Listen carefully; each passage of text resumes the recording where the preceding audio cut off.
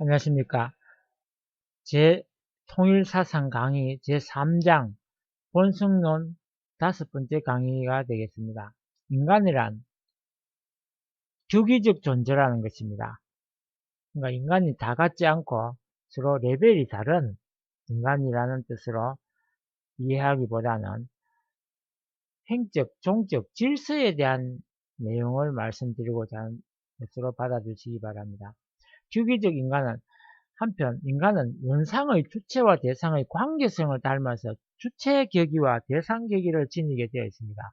인간은 먼저 부모 앞에 대상으로서 출생하며 성장한 다음에는 부모가 되어서 자식을 낳고 그 자식에 대하여 주체의 위치에 서게 됩니다. 또 사회생활을 함에 있어서도 하위 대상의 직급에서 출발하여 점차 상위 주체의 직급으로 올라갑니다. 따라서 인간은 먼저 대상 격위에 머물러 있다가 점차로 주체 격위로 올라가게 됩니다. 먼저 대상 격위와 주체에 대해서 말씀을 드리도록 하겠습니다. 대상 격위는 주체의 주관을 받는 입장인 동시에 주체에게 기쁨을 돌려주는 데에 그 존재의 의의가 있습니다. 인간은 하나님의 기쁨의 대상으로 지원받았습니다. 따라서 하나님에 대하여 대상 격위에 있는 인간 생활의 제1차적인 의의는 하나님을 기쁘게 해드리는 데 있습니다. 이와 같이 인간은 먼저 하나님에 대하여 대상의 위치에 세워져 있기 때문에 하나님의 여러 대신 위치에 대해서도 대상 격위에 서게 됩니다. 여기서 하나님의 대신 위치란 예컨대 다음과 같습니다. 즉 백성에 대한 대통령이나 국왕, 자식에 대한 부모, 제자에 대한 스승, 부하에 대한 장관, 그리고 개인에 대한 전체 등이 그것입니다. 이것을 바꾸어 말하면 인간이 하나님의 대상인 것처럼 국민은 대통령이나 국왕의 대상이요, 자식은 부모의 대상이며, 제자는 스승의 대상이요, 부하는 상관의 대상이며, 개인은 전체의 대상인 것입니다. 인간은 여러 주체들과 연관을 맺으면서 살아가게 되는데, 대상 격위에 있는 인간은 주체의 주관을 받는 입장이기 때문에 대상으로서 주체에 대한 일정의 심적 태도가 요구됩니다. 이것이 대상의식입니다. 먼저 하나님에 대한 인간의 대상의식은 하나님을 모시는 마음, 즉 시봉심 혹은 충성심이며, 국가에 대한 국민의 대상의식도 충성심입니다. 자식의 부모에 대한 대상의식은 효성심이며, 스승에 대한 제자들의 대상의식은 존경심이고 혹은 복종심입니다. 또 상관에 대한 부하의 대상의식은 복종심이며, 전체에 대한 개인의 대상의식은 봉사심입니다. 여기에서 각각의 주체에 대한 대상들의 공통적인 대상의식은 온유와 겸손, 그리고 위하고자 하는 마음, 즉 이타심입니다. 그런데 타락세계에 있어서 역사상 많은 독재자가 나타나서 대중들의 대상의식을 이용하여 마치 참다운 주체인 같이 행동함으로써 국민의 존경이나 지지를 받아왔습니다. 예컨대 히틀러나 스탈린, 모택동, 차우셰스쿠 등이 그 대표적인 인물들입니다. 그러나 거짓 주체들이 비록 일시적으로 대중으로부터 환영을 받는다 하더라도 결국에 가서는 대중의 지지를 잃어버리지 않을 수 없게 됩니다. 그것은 역사가 증명하는 사실입니다. 인간은 하나님의 자녀로서 창조되었기 때문에 하나님을 시봉하고 충성해서 하나님을 기쁘게 해드리려는 대상의식을 의식적으로나 무의식적으로나 마음속 깊이 간직하고 있습니다. 이러한 대상의식은 하나님의 뜻을 위해서라면 목숨까지 바치고자 하는 마음까지를 유발하게 됩니다. 종교인들의 순교 정신이 바로 그 예입니다. 위대한 지도자들의 추종자 중에 때때로 그 지도자를 위하여라면 생명까지 기꺼이 바친 예가 가끔 있음을 보는데, 이러한 예들은 참 주체에 대한 대상의식이 극한적으로 발로된 예입니다. 근데 일반 대중은 누가 참 주체인가를 잘 모르는 경우가 많습니다. 그래야 독재자와 같은 거짓 주체를 참 주체로 착각하고 그를 맹목적으로 따름으로써 인류 전체에 해악을 끼치는 일에 도움을 주는 결과를 낳는 일이 비일비재했습니다. 이리하여 참된 주체를 찾는다는 것은 어려운 일이기는 하지만 대단히 필요한 것입니다. 대상의식은 윤리의 본질적인 요소입니다. 오늘날 대상의식이 거의 마비됨으로써 주체의 권위가 무시를 당하고 여기에 주체와 대상의 질서가 사라져서 그로 말미암아 사회가 혼란 상태에 빠지게 되어 윤리 부재의 상태가 되고 만 것입니다. 그러므로 사회윤리의 확립을 위해서 확고한 대상의식을 앞세우게 하는 의식의 계획이 무엇보다도 필요합니다. 주체격의와 대상에 대해서 말씀드리겠습니다. 주체격이라는 것은 대상을 주관하는 위치입니다. 본래 인간이 성장하여 완성하면 만물에 대해서 주체의 위치, 즉 주체격 위에 서게 됩니다. 즉 만물을 주관하는 위치에 서게 됩니다. 근데 여기에 주체격위는 인간 대 인간관계에 있어서의 주체의 위치를 말합니다. 이미 말씀드린 것 같이 인간 생활에서 주체의 예에는 다음과 같은 것들이 있습니다. 가정에서는 부모는 자녀에 대해서 주체이며, 학교에서는 교사는 선생에 대하여 주체이며, 사회에서는 상사가 부하에 대하여 주체이며, 국가에서는 정부는 국민에 대하여 주체이며, 또 전체는 개인에 대하여 주체입니다. 그런데 주체가 대상을 주관하는 데 있어서도 일정한 심적 태도가 요구됩니다. 이것이 주체의식입니다. 그것은 첫째로 대상에 대하여 부단한 관심을 갖는 일입니다. 그동안 인간 소외 문제가 사회적으로 심각하게 제기되어 왔는데 그것은 여러 주체의 위치에 있는 사람들이 말단의 대상 위치에 있는 사람들에게 관심을 갖지 않는 데 기인한 것입니다. 대상에게 관심을 가지지 않는다는 것은 주체가 그 대상에 대하여 책임을 지지 않는다는 것을 의미합니다. 그렇게 되면 대상은 주체에게 불신을 품게 되고 그 주체를 따르지 않게 됩니다. 그러므로 주체는 주관의 대상에 대하여 망각지대가 있어서는 안 된다는 것을 잊지 말아야 할 것입니다. 둘째로 주체는 대상을 사랑해야 합니다. 일반적으로 상관이 부하에게 명령하거나 대상을 지배하는 것이 주체의식이라고 생각하기 쉬우나 사실은 그렇지 않습니다. 참 주관은 대상을 능동적으로 사랑하는 것입니다. 사랑은 행복과 이상, 기쁨과 생명의 원천이 되기 때문에 주체가 대상을 사랑할 때 대상은 주체에게 충성하고 복종하게 됩니다. 따라서 하나님의 대상인 인간을 사랑하시는 것과 같이 주체는 대상을 사랑해야 합니다. 셋째로 주체는 적당한 권위를 지녀야 합니다. 주체가 사랑을 가지고 부하를 주관할 때 일정한 권위가 없이 동정심만 베푼다면 부하는 믿음직한 상관이라는 이미지가 흐려진과 동시에 긴장감이 풀려서 일하고자 하는 의욕이 저하됩니다. 따라서 주체는 적당한 권위를 지니면서 대상을 사랑하는 것이 필요합니다. 사랑에는 봄날과 같은 따뜻한 사랑도 있으나 겨울의 차가움과 같은 엄격한 사랑도 필요한 것입니다. 이와 같이 권위를 갖춘 엄격한 사랑은 대상들의 주체에 대한 신뢰도와 소속감을 제고시키며 상관의 복종심과 일에 대한 의욕을 앙양시키게 됩니다. 여기에 권위를 갖춘 엄격한 사랑이란 사랑을 내포한 엄격한 명령을 말합니다. 이와 같이 주체에게는 일정한 권위가 필요하나 과다한 권위의식은 도리어 금물입니다.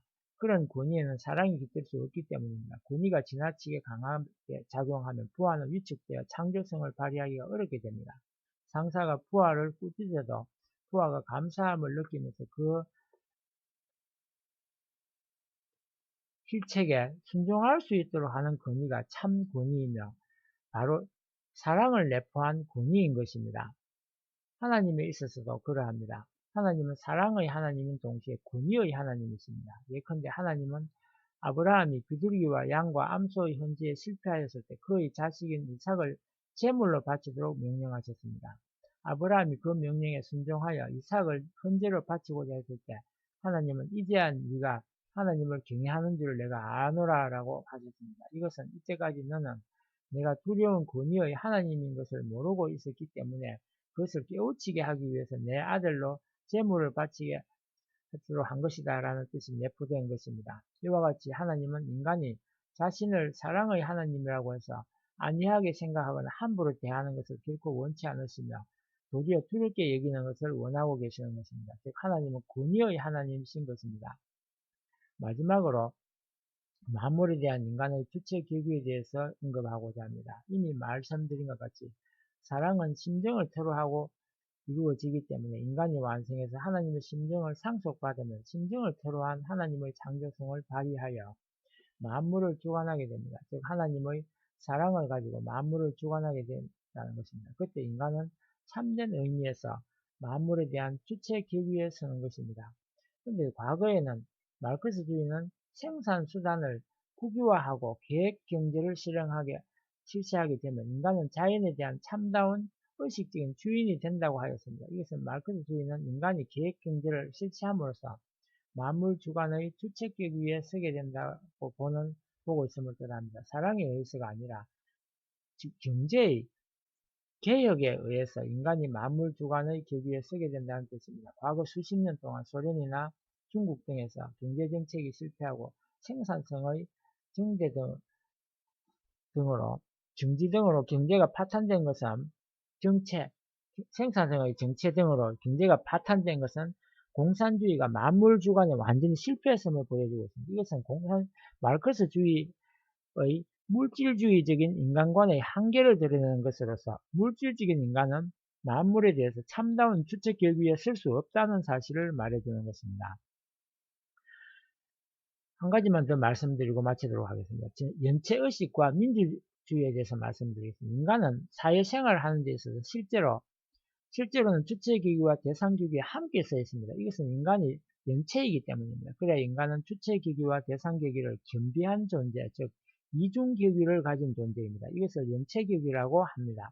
연체기구는 이중목적, 즉 전체 목적과 개체 목적을 지닙니다. 예컨대 어느 직장에서 한 부서의 장은 부하에 대하여 주체기구에 있으나 동시에 상사에 대하여 대상기구에 처해 있습니다. 그 회사에서 최고의 주체 입장에 있는 사람이라 하더라도 하나님에 대해서는 대상교기에 있으므로 인간은 누구나 엄격히 말해서 모두 연체교기에 있는 것입니다. 연체교기에 있어서 취해야 할 마음의 자세는 대상의식과 주체의식을 겸비하는 것으로서 이것을 연체의식이라고 합니다. 앞에서 말씀드린 같이 인간은 먼저 대상교기에 있다가 다음에 주체교기에 서게 됩니다. 따라서 연체의식에 있어서는 대상의식이 우선되지 않으면 안 됩니다. 즉 주체의식은 대상의식 기반 위에 세워지는 것이 본연의 모습입니다. 그런데 타락 인간에 있어서 인간이 주체의 위치에 설 때 대체로 주체의식을 우선하게 됩니다. 그 지명적인 예가 독재자들입니다. 독재자들은 자기가 최고라고 생각하고 무엇이든지 자기 뜻대로 하려고 합니다. 그러나 본연의 세계에서의 지도자는 비록 최고의 위치에 있다고 하더라도 항상 하나님 앞에 대상의 위치에 있음을 의식하고 겸손성을 잃지 않습니다. 다음에 민주주의에 있어서 연체의식에 대해서 살펴보도록 하겠습니다. 민주주의의 기본 원리는 다수결주의와 권리평등의 사상으로서 이 권리평등의 사상은 존 로크의 자연권의 평등 사상에 근거하고 있습니다. 홉스에 있어서 인간의 자연 상태는 만인에 대한 투쟁이었으나 로크는 자연 상태에 있어서 자연법이 존재하고 있으므로 인간은 자유롭고 평등한 상태에 있다고 언명하면서 자연 상태에 있는 인간은 자연의 권리, 생명, 자유, 재산에 대한 평등한 권리를 가진다고 하였습니다. 이 자연권 사상의 토대가 되는 것은 고대로부터의 자연법 사상이었습니다. 이 자연법 사상에 근거한 권리평등의 사상이 근대 민주주의 원칙의 성립의 동기가 되었습니다. 여기의 권리평등이란 개인의 권리의 평등을 뜻하면 물론입니다. 그런데 이 자연법에 근거한 권리평등의 사상을 정확히 말하면 기독교의 하나님 앞에서의 평등의 사상에서 온 것입니다. 즉 존 로크의 자연권 사상은 인간의 평등한 자연권은 하나님으로부터 부여받은 것이며 국가로부터 부여받은 것은 아니다라는 것이었습니다. 이러한 의미의 평등권 사상이 근대 민주주의 성립의 참된 근거였습니다. 따라서 평등 사상은 하나님 앞에 대상으로서의 인간의 평등을 뜻하는 것으로서 본래 평등 사상은 대상의식의 사상이며 따라서 질서의식의 사상이었습니다. 즉 민주주의는 본래 대상의식을 기반으로 하여 출발했던 것입니다. 그런데 민주주의가 발달함에 따라서 하나님의 모습은 점점 대중의 관심권에서 사라지게 되었고 개인의 권리 주장이 지나치게 강조됨으로써 대상의식이 점점 사라지게 되었습니다. 그래야 오늘에 이르기까지 이르러서 개인은 본래대로의 대상의식이나 연체의식을 가질 수 없게 되었으며 주로 주체의식만을 지니게 되었습니다. 그래야 인간과 인간의 관계는 주체의식만을 지닌 인간의 관계, 즉 주체와 주체의 관계로 변질되었으며 이 때문에 오늘날과 같은 질서 부재의 시대가 도래하게 된 것입니다. 주체와 주체의 관계는 본질상 상극적인 관계이기 때문입니다. 그런데 실은 민주주의는 그 성립된 이후 상당한 기간 동안에 비교적 건전한 발전을 계속하였습니다. 그것은 기독교 정신에 의해서 사람들이 하나님 앞에서의 대상의식을 가질 수 있었기 때문입니다. 그런데 그 후 과학의 발달과 유물사상의 확산의 영향을 받아서 기독교는 세속화되어 갔으며 따라서 인류의 정신지도의 능력 또한 사라져갔던 것입니다. 게다가 사회는 급속히 산업사회로 화하고 가치관은 다원화되어 갔습니다. 이러한 사회 환경의 변천과 함께 함께 민주주의의 권리평등의 사상은 하나님 앞에서의 대상의 평등에서 법 앞에서의 주체의 권리평등 사상으로 변질되어 갔으며 그 결과 본래부터 지니고 있던 민주주의의 모순, 즉 주체와 주체의 상극적인 요인이 드디어 표면화되면서 여러가지 사회적 혼란이 나타나게 되었습니다. 이미 말씀드린 것 같이 주체와 주체의 상호관계는 서로 상극의 관계입니다. 플러스와 플러스 전개가 서로 배척하는 것은 그 때문입니다. 따라서 개인의 권리평등의 사상은 기독교의 사랑과 같은 조절 기능이 없는 한 필연적으로 상충 현상을 빚어내기 마련입니다. 오늘날 세계 도처에서 벌어지고 있는 분쟁, 충돌, 전쟁, 상호, 정오 등을 비롯하여 갖가지 불화 현상은 모두 이 주체와 주체 간의 상극작용의 표현입니다. 이것을 바꾸어 말하면 민주주의의 권리평등 사상은 시초부터 상극 요인을 안고 출발하였으며 따라서 때가 이르면 그 상극작용은 반드시 표면화될 숙명을 지니고 있었습니다. 그래야 드디어 그때가 당도하자 잠재해 왔던 상극작용이 표면화되게 이르는 것입니다. 그리고 오늘날 전체 민주주의 사회에서 벌어지고 있는 살인, 강도, 방화, 테러, 파괴, 마약 중독, 부정부패, 성도덕의 부패는 이혼율의 증대, 가정의 붕괴, 에이즈의 확산, 성범죄의 만연 등도 실은 모두 이 민주주의의 상극적인 요인을 바탕으로 하고 일어나고 있는 가치관의 붕괴 현상의 결과입니다. 따라서 민주주의 사회의 가치관의 붕괴 문제를 해결하는 열쇠는 인간의 머리에 다시 본래의 대상의식을 부활시키는 것입니다. 그리고 그것을 위해서는 민주주의가 인류의 참된 주체인 하나님을 다시 맞아들여야 하며 민주주의가 출발할 때의 본래의 정신, 즉 인간이 하나님 앞에 평등하다는 사상으로 돌아가지 않으면 안 됩니다. 따라서 현대인들이 하나님을 받아들일 수 있도록 하나님의 실제를 합리적으로 증명하는 것이 무엇보다 필요합니다. 그리고 사람들이 하나님을 바르게 믿게 되면 자신의 상위자를 존경하게 되고 또 상위자는 하위자를 사랑으로 지도하게 됩니다. 뿐만 아니라 정부는 국민을 사랑하게 되고 국민은 정부에게 충성을 다하게 됩니다. 이래하여 하나님을 잃어버렸던 민주주의가 하나님을 중심한 민주주의가 될 때 오늘날의 민주주의의 병폐는 근본적으로 해결하게 됩니다. 통일사상은 하나님을 중심한 민주주의를 천부 중심의 형제주의라고도 합니다. 이것을 간단히 천부주의 또는 형제주의라고도 부릅니다. 부모 없는 형제가 있을 수 없고 형제를 떠난 부모 또한 있을 수 없기 때문에 즉 전 인류는 참 부모인 하나님의 참 사랑을 중심하고 사랑의 형제 자매가 되기 때문입니다. 끝으로 만물에 대한 인간의 주관에 대해서 언급하고자 합니다. 하나님은 인간에게 3대 축복의 하나로서 만물 주관을 명하셨습니다. 그래야 인간이 타락하지 않고 완성했더라면 만물의 주관격 위에 설 수 있었을 것입니다. 만물 주관이란 만물의 영장으로서의 인간이 만물을 단순히 지배하는 것만을 의미하는 것은 아닙니다. 산업, 1차, 2차, 3차, 4차 산업의 활동을 위시한 모든 경제활동과 제조활동, 기술활동이 모두 이 주관에 속합니다. 그러면 이러한 만물 주관에 대한 인간의 심적 태도는 어떠해야 하겠습니까? 그것은 만물에 대해서 사랑의 마음을 지니는 것입니다. 만물에 대한 사랑이란 온정을 가지고 만물을 소중히 다루면서 위해주는 것입니다. 즉 사랑을 토로하고 만물을 다스리고 다루는 것입니다. 이러한 주관은 천도에 따르는 주관이기 때문에 만물도 기뻐하게 됩니다. 결론을 말씀드리면 이상에서 설명한 바와 같이 인간은 본래 신상적 존재요, 신성적 존재요, 격위적 존재입니다. 이것은 옛날부터 철학적인 물음, 즉 인간이란 무엇인가 하는 물음에 대한 통일사상의 대답인 것입니다. 결론으로서 이상의 인간 본성에 관한 이론을 요약하면 다음과 같습니다. 인간은 신상을 닮은 성상과 형상의 통일체입니다. 둘째, 인간은 신상을 닮은 음성, 양성의 조화체입니다. 셋째, 인간은 신상을 닮은 개성체입니다. 넷째, 인간은 신성을 닮은 심정적 존재이며 사랑을 실천하는 인격적 존재, 즉 예적 존재입니다.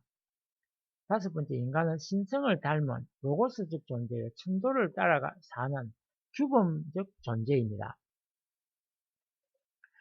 여섯째, 인간은 신성을 닮은 창조적 존재여 심정을 중심으로 한 만물의 주관주입니다. 일곱 번째, 인간은 이중 목적과 연체의식을 지닌 격위적 존재입니다. 이와 같이 엄청난 내용을 가진 귀하고 성스러운 존재가 인간 본래의 모습입니다. 그 중에서도 가장 본질적인 인간의 본성을 둔다면 그것은 심정적 존재입니다. 오늘날까지 대표적인 인간관으로서 이성을 인간의 본성이라고 하는 지성인이나 도구를 만들어 사용하는 것을 인간의 본성으로 하는 공작인 등이 있었습니다. 전자에 해당하는 인간관이 그리스 철학이나 근대 합리주의 철학이면 후자에 속하는 인간관이 마르크스주의나 프라그마티즘입니다. 이에 대하여 통일사상은 인간의 본질이 심정 또는 사랑이라는 뜻의 예적 인간을 주장하는 것입니다. 이것으로서 주체의식과 민주주의에 대해서도 내용을 마치고 다음 시간에는 실존주의에 대해서 다루도록 하겠습니다. 끝까지 들어주셔서 감사합니다. 구독을 안 하신